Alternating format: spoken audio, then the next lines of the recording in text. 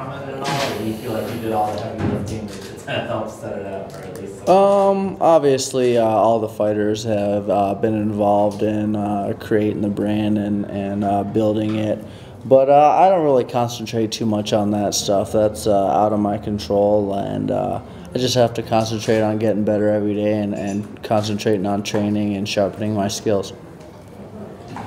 Has there been a lot of talk about it among your peers? No, not really. Obviously, it just happened like a day ago, so not much talk, nothing. What about this fight? What about it? What do you think is the stiffest challenge that you're facing with Woodley? Obviously, Woodley is a tremendous athlete. Brings a lot of athleticism and technique, and he's just a well-rounded fighter. Just a couple days ago, Will Brooks made his debut. He said afterwards that he would never fight Dustin. And obviously, you and Tyron come from the same camp. Where's the line drawn on who would fight who?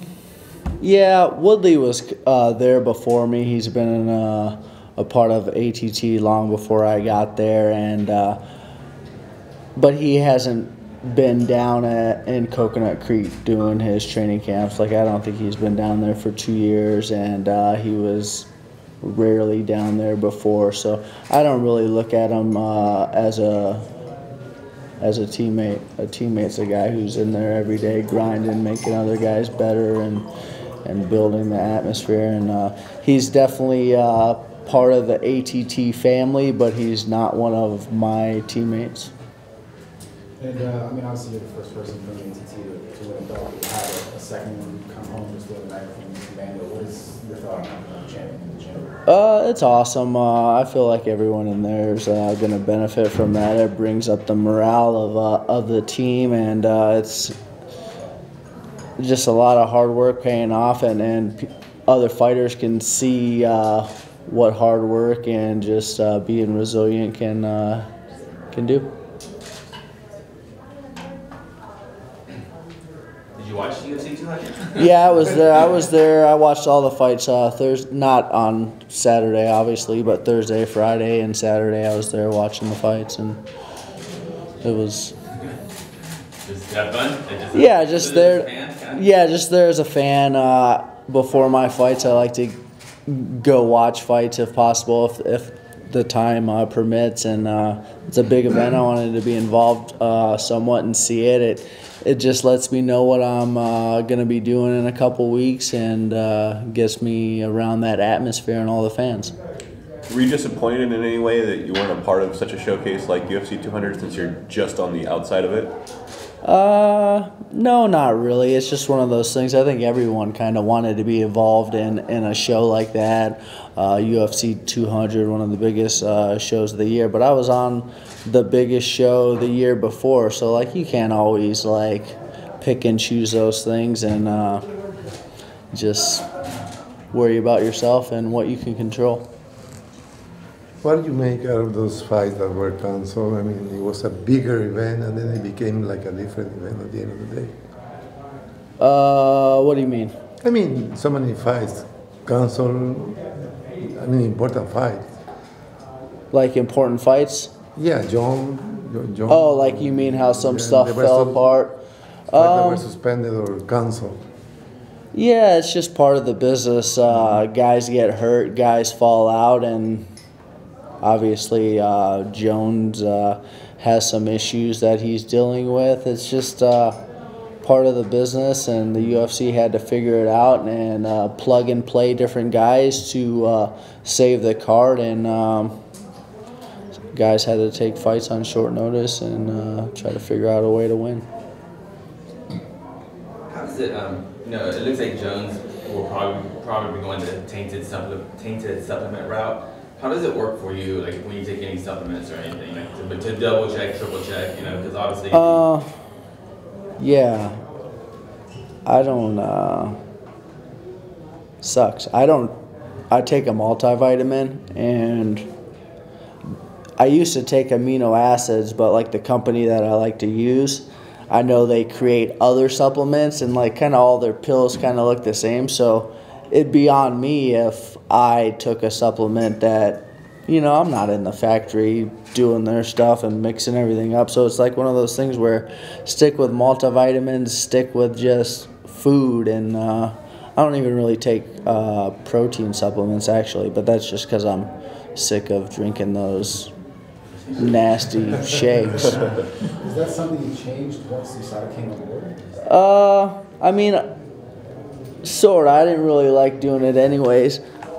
Moving these little pills around, 7 of these, 4 of those, you know, it's just like, this is, and amino acids is something you could take like all day, every day. So it's like, this is just tedious. Let's just eat and figure out a way to do it the old-fashioned way, which is just eating and believing I'm going to be good. You know, Carlos and Rory were guys that engaged you in fights that were standout fights, you know, fights of the year, that type of thing. How do you foresee Tyron engaging you, or do you expect him to just rely on the wrestling? No, I expect him to do it all. I expect him to try to wrestle. I expect him to try to move around. I expect him to wherever the fight goes, he feels safe. And but I always feel like I'm able to put the fight where I want it to go, because that's what I've been doing my whole life, is figuring out a way to get the fight exactly where I want it. And I mean, 5 rounds is a long time to figure out a way around it, I guess. When looking back, what was the tougher fight, Rory and Carlos? They were different, both tough. Yeah, I don't really want to compare them. They were both tough. They were both the most important fight at the time that I took it, and it was just one of those things where you just have to dig deep and figure out a way to get the job done. Both guys are sharp. Both guys with a great game plan from really good camps. So it's very tactical with these guys, and everyone's out there trying to take what's mine, and they're gonna have to fight me for it. I mean, have you found in your experience that it's been more difficult to retain the belt than in the first place? I don't really. No, not really. Maybe guys are more tactical, and I'm just fighting a lot of high-level guys, but I feel like every fight's a big fight. I feel like everyone's trying to be tactical, and it's just everyone's putting their A game out there, and I have to figure out a way to win. Were you surprised when Woodley's name came across, since he had been out for a while? He wasn't necessarily fresh in everybody's mind. No, I don't really worry too much about those things. This is who they put in front of me, and it's okay. Let's go. Let's get to work, and let's grind away. Let's worry about myself, how I can fine-tune my skills. I don't really do too much scouting of my opponents and game planning. My coaches kind of do that. They collaborate, put together certain things, and put me in situations, and I just show up every day and just get to work, and that's it. You've been doing this for a long time. What's the most exciting part of your job still? You know, keeping it fresh, going in and doing your job every day. Just learning, evolving. I understand the process. I understand that it's work, and that you have to work hard, and there's different steps and different phases of training camp, and I'm willing to do that. I'm willing to put in the work and the effort and do those things. What's rewarding is like going to like UFC 200 and seeing the fans that are excited to see me, and they're like, "Oh man," I'm like, "Oh, cool, man." I bring joy to people, and that's awesome. Obviously, a lot of reason for that is your toughness, Robbie. But I think you just said something pretty interesting about figuring out where the fight's going over the course of the 5 rounds. Is that something that you developed over time, and how so did you do that? I always knew I was a fighter, but I think when I moved down to American Top Team, my coaches did a good job of tightening my skills in certain situations where I can dictate a little bit more where the fight is going, and if there's resting and whatnot. I'm in shape. I'm always ready to go. I'm technical, so now it's guys are in trouble. It's just one of those things. I'm ready to go, and all the years of training and fighting and figuring stuff out is all coming together, and it's awesome. During the course of the fight, is it you sort of assessing how the fight is going, or is it your corner's, input between rounds that really helps you, I'm doing a lot of inputting, and I'm hearing my coaches in the corner. But if the coaches are saying something and you're not capable of doing it, like throwing more than 2 punches at a time or 3 punches, because a lot of times if you're not moving your feet right and you're like, man, I really would like to throw 4 or 5 punch combo, but my feet aren't quite right, so I need to stick to just 1 punch. So like a lot of times guys are like, I'm going to throw a combo, but their feet aren't right, they run into something. So I want to make sure that what the coaches are saying I'm capable of doing, and doing it at a high level. Since you're at UFC 200, what did you think of Johnny Hendricks' performance? The guy that you spent 15 minutes in the cage with. Yeah, it was 50 minutes. Yeah, he's having a rough go right now. I don't know what's going on. I'm not around his camp. I don't know what's going on, but looks like he's going through a little rough one right now. But he does, when you watch him, does he look like a different fighter? Does he look like the same guy that fought you? I think that's for someone else to say. I don't want to get into the Robbie said this and and make headlines about that. But that's for other people to say, and he'll figure it out. And it's on him. It's always on the fighter to try to figure it out. What are your thoughts about being weighed in the morning now compared to the afternoon? Is that much of a difference? I don't really know. I have never done it. So what sucks about it is fighting on the East Coast, because I'm not an early riser, so I'm not sure what the window is, like 8 to 10, 9 to 11. So I might have to wake up, set my alarm, wake up a little earlier. If I was on the West Coast, I'd be good to go. But yeah, other than that, I'm whatever. Speaking of a guy like Hendricks, Hendricks is along with Jake Ellenberger and Josh Koscheck. You've kind of, when these guys run into you, maybe that's the end of the road for them, perhaps. You kind of seem to change their careers afterwards. What do you think is about your style that almost breaks guys?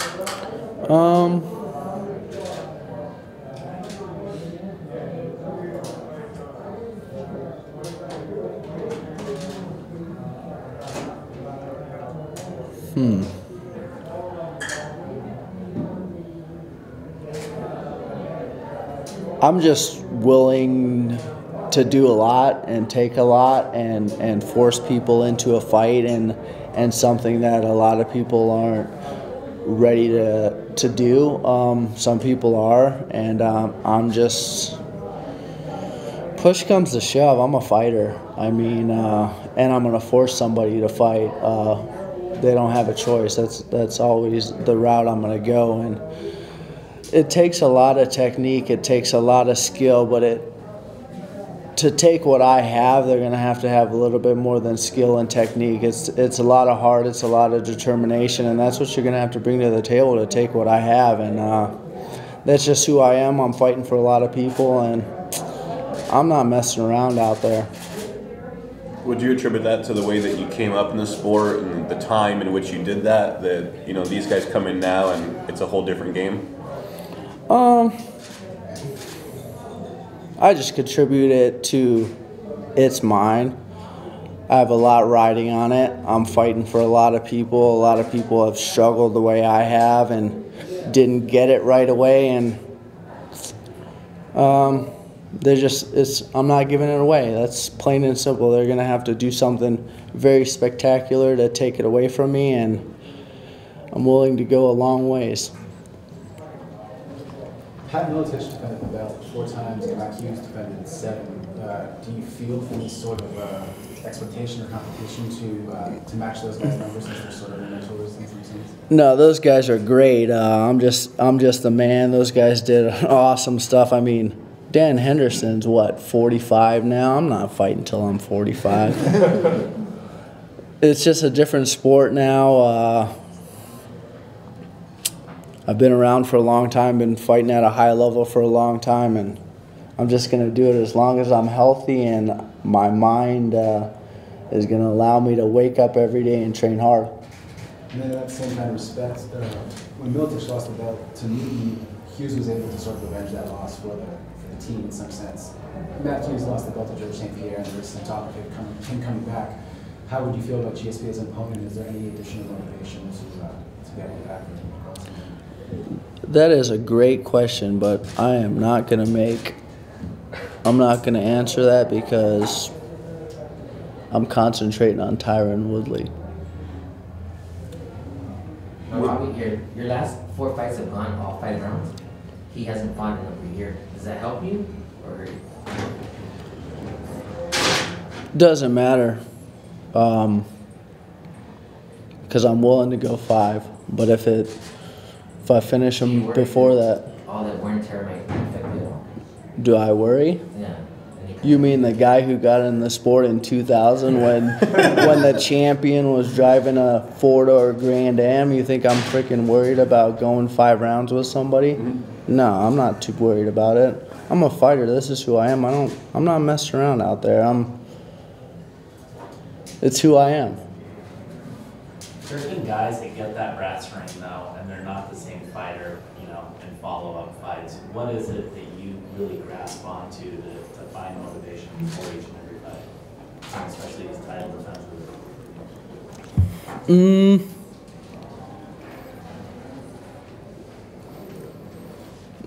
Why do I continue to push? I don't know. Maybe the respect factor. Maybe I feel like I have more to prove. I don't know, but when I get out there, when I'm training, I enjoy myself. I enjoy going to work. I enjoy helping other guys get ready for fights. It's just something I do, and it's hard to explain. Robbie's talking about enjoying the work. After that fight with Carlos, where you had just kind of back-to-back wars, how long did you actually stay out of the gym? I don't stay out of the gym very long. Ever since I came back to the UFC, I've always got back to the gym like the next day, if not a day or 2 after, and just started getting my body ready for another training camp. So I just get back to work. I'm not a young guy, so I want to stay in shape, because if I get out of shape, who knows if I'll be able to get back in shape. So I just try to stay pretty close to, not close to weight, but in shape. And so it's just not a grind to get in shape. I'm already in shape, and then I can go right into camp. You mentioned enjoying the respect. Do you feel, as you've traveled the world and fought in different promotions and whatnot, that you were maybe not getting the respect that you deserve, and the UFC was your vehicle to really seize that respect? I think that was always the goal, to go and be a UFC champion in the biggest organization in the world and showcase my skills and do it at 170. And when I came back to the UFC this last run, I was like, all right, I'm ready for this. My first run and the run in Strikeforce and Elite XC, I wasn't ready for these cameras. I wasn't ready for the pressure. I was just a kid who enjoyed fighting, and I didn't really want people really knowing me at all. And it's just, I was ready. I knew what it took to be a champion. I knew that there'd be cameras around, and I embraced it, and I was ready to showcase that I was the best fighter in the world. In the UFC, did you have your own "I'm not surprised" MFers moment? Yeah, I mean, when I came back to the UFC and fought Koscheck, I'm like, all right, I'm here. Especially after I finished him, I was like, I'm not a joke. I have been watching you guys from the outside for a long time. Because Hughes is my main training partner, a good buddy of mine, so I'd been watching the welterweight class the whole time, watching the St. Pierre's, watching the Hendrickses and whatnot. So I was just licking my chops, waiting for my chance to come back to the UFC and cut down to 170 and showcase my skills. It seems like the calendar is set up. I know you don't want to look scapegoat win for you guys to meet. Is that type of super fight something that, you know, you would like, especially to kind of follow up on the heroic efforts of the last two fights? No, Nate's not one of the guys that I'm looking to fight. He's he did something amazing in March, and I mean I cheered him on, and he's a 55er. Everyone knows that. That's where he wants to be. I'm a rough guy. I fight rough, and Nate's carrying the flag for a lot of fighters. I feel like he's an old school type of guy, and I'm not looking to fight him. There were some pretty strong rumors recently about GSP returning. Did anyone ever approach you about the possibility of fighting him? Nope. And I don't think he's coming back. Don't think he's coming back? Nope. If Conor does pull it off, would you like to fight Conor and shut him up, or is that moving on to just? I'm not sure if anybody could shut Conor up, first of all, but no, I'm not really concentrating too much on that. He's got to get through Nate, obviously. Then I have to get through T-Wood. But I don't know. We'll see what happens. He gets on the mic, he calls you out. That won't fire you up? No? Not really. I'm not the kind of guy to get fired up, especially in front of cameras. But when I knock him out, I'll get fired up. But I mean, I'm just me, ready to fight whoever. Do the paydays ever fire you up? Because someone like Conor is obviously a big payday. Yeah, Conor's obviously a big payday. A lot of guys are a big payday, but winning fires me up. Triumphing over guys and knocking them out, that's what really gets me fired up. Decision victories, whoop-de-doo, you know, you won it on the scorecards. But if I knock somebody out, then I'm really excited. Speaking of whoop-de-doo victories, what do you think of Daniel Cormier and Anderson Silva? Daniel did what he needed to do to get the victory. Not a crowd favorite type fight, but Anderson Silva is a crafty individual. You're talking about a guy who's studied martial arts for the longest time. He's a stand-up fighter, a guy who, even at his age, is very crafty, still has one punch power, one kick power. Daniel did what he needed to do to get the victory, and that's just the way it is. As a fighter, were you kind of annoyed at the fans for booing that performance? Because he did the smart thing. Yeah, he did the smart thing. The fans want to see. Yes, but they're not the one in there getting kicked and punched and whatnot. I can see why they weren't very excited about it, but I mean, the guy's trying to put food on his table as long as possible, and he got the victory. You already have a Fight of the Year candidate under your belt with Condit. I'm sick of Fight of the Years.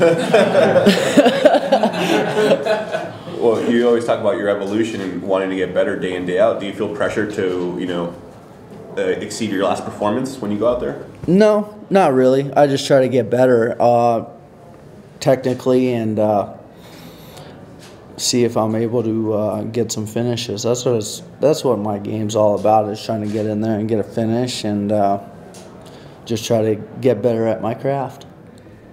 What do you need to improve on? What don't I need to improve on, really? I mean, this is a sport that's constantly evolving. So you pick it, I need to work on it. Anybody who's trying to be great or do anything at a high level needs to constantly evolve. This is mixed martial arts with a lot of variables, and you need to constantly improve all of them if possible. So would you consider something like a movement coach to add to your team? Touch butt? No, I already did some stuff like that. Like I do that in my pool, just kind of fluid motion type stuff. It's not like, I mean, if you understand sports, you understand movement and athleticism. It's all about freedom of movement, being loose with your muscles and not being stiff. It's something I work on here and there. I make sure I'm flexible and stretch and like do those kinds of things. But I'm not looking to hire a, yeah, whatever that you said. You know, you've been in this game for a long time, and you've been on a great win streak now at this point. But if you could have a chance to rematch anyone in your career, who would you be interested in getting a W back against? Nobody really. I'm all about moving on and trying to get better. It's like every fight I've ever lost, it's one of those things where you have to figure out a way to not be that guy who lost the fight, figure out a way to get better. So it's always improved me and made me better. And then, you know, Carlos is significantly taller than that of Tyron. How do you have to adjust for the length of the height? Obviously I need to bend my legs a little bit, but fight to fight, I usually train the same way for everyone. It's just trajectory of punches, the way guys run into stuff, and let alone come in. Everyone's different. Everyone fights with a different style and different movements at my weight, so just got to be ready for everything. Condit said he wanted to sit out unless he got to fight you again, but he did take a fight with Damian Maia coming up.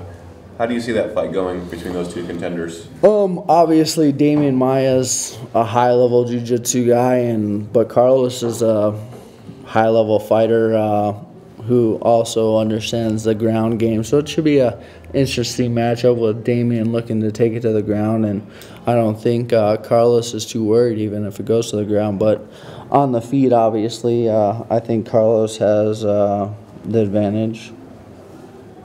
So you'd favor Condit in that fight? The best man will win. Did you and Tyron, did you guys actually train together, spar together consistently, or is it No. in the same gym? No, we never sparred. Okay, so you're not like Will Brooks and Dustin Poirier, where those guys work together every day? Where they work together and grind every day, and they live in the same area. So there's definitely a difference between training partners. You know, just because you have the same team doesn't mean you necessarily work together, right? Yeah. Makes it more comfortable, I guess, for you. Like, I'm comfortable. The dynamics so much different. I don't think I need to get into the dynamics between those two and us two, and where he lives and where I live and those kinds of things. And he's just not a teammate. What are your thoughts on the Wonder Boy? He's very good spacing. He's quick, good footwork, fights at really good angles, and does a lot of good stuff out there. Also someone that you're welcome fighting against? Whoever the UFC puts up against me, I'm ready to fight. I'm not, whatever. How much do you have to say on who you fight? I mean, I have a decent amount of say, I guess you could say. I don't know. They're the bosses. Did you specifically look at Tyron over Carlos for this fight? No, I didn't. This is who they put in front of me, and I'm like, all right, let's go to work. do you even know who your new bosses are now? I did a little research on my own, and yeah, I think the boss is still Dana, obviously, and business as usual. And I looked into who the investors were and WME a little bit and saw what they were bringing to the table and the kinds of things they do, but I don't really pay much attention to the stuff that I don't really control. Do you have any experiences you want to share maybe with Lorenzo that you've had over the years? Not really. I mean, he's obviously a huge part of the MMA. The UFC is obviously huge, but he's built the sport from pretty much nothing to a $4 billion company. He's done a great job, and I think a lot of fighters are going to benefit in the future. There's this idea that with WME taking over, it's going to create a lot more sort of entertainment crossover opportunities for guys like you. Is that something you're even interested in? Are you not entertained? More of like a television movie. Yeah, I'm not looking to cross over into that. I mean, I got to concentrate on fighting. No one really wants to see. You want to see me act? Or you want to see Leonardo DiCaprio act? You know, come on. Let's let's stay in our lanes a little bit. I'm sure those guys aren't like, oh, let's get into the UFC. Ooh, I can make 155. You know, it's. I see how like some guys can do movies and whatnot if that's what they want to do, but I'm a fighter. And if that creates other opportunities down the road, maybe so. But I gotta concentrate on fighting. But you wouldn't say no to a movie with Ronda, would you? I would say yes. Is she the lead actor? Yeah. Or the star? Yes. Of the movie? I don't know. I'd have to look into it a little bit, because if I'm anywhere close to the top of the bill, then I don't want to be involved. I want to be like an extra cameo type person.